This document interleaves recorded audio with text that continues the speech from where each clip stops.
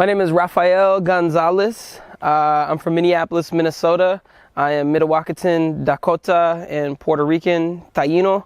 I am a water protector and a hip-hop artist. I've been doing youth work for a really long time. I did youth work for like 6.5 years. And for me, you know, that's a form of activism, but I didn't really start getting into like frontline nonviolent direct action until the No Dapple resistance camp. And we fought, I was at the resistance camp fighting the Dakota Access Pipeline for 4 months.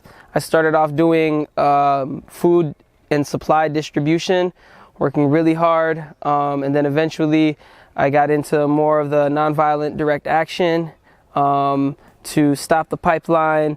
We would go to a construction site and shut it down, stand on the equipment. Many water protectors would lock down on the equipment. You know, so we halted the construction of the Dakota Access Pipeline for months, and then eventually we were forcibly removed off of the camp. This land is 1851 treaty territory. I'm Dakota, meaning that I have the right to this land. This is our land. So for us to be pushed off of this land, they're undermining the treaty. They're in direct violation of the U.S. Constitution, meaning that they're violating our rights. So what happened was they pushed the pipeline through. Donald Trump made an executive order to push the pipeline through, the Dakota Access Pipeline and the Keystone XL pipeline, and that was really hard. That was really hard to hear, but we continue on with our fight.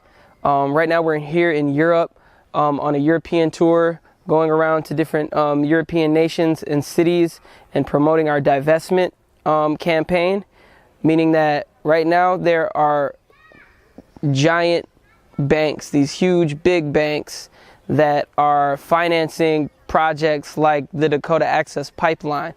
And part of the reason why we're in Europe is because we know that many of these banks are European banks. So we're here to send the message to these banks that they are supporting and funding environmental genocide, environmental racism. They're supporting the desecration of our sacred land. They're supporting the threat of the drinking water of the people of Standing Rock, which is over 8,000 people who live there.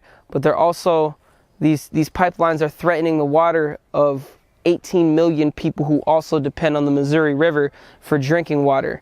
So we're here to tell the banks here in Europe that they need to pull their money out. We're not here to tell them, we're here to demand that they pull their money out and divest. As indigenous people, we're sick and tired of having our land and our rights violated.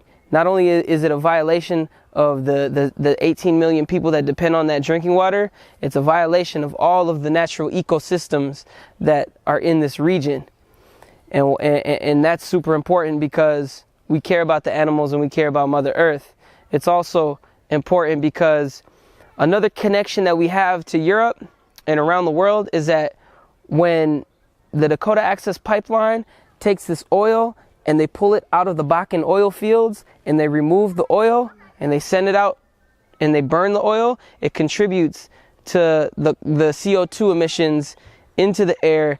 The air heats up and the polar ice caps continue to melt and our sea levels continue to rise, meaning that our coastlines, not only on Turtle Island, but our coastlines in Europe are also rising, and this has a direct effect to the people in Europe. So we stand in solidarity with all of our warriors who are fighting against climate change here in Europe, and we stand in solidarity with all other movements who are fighting environmental genocide, environmental racism, and we stand in solidarity with anyone who is fighting for Mother Earth.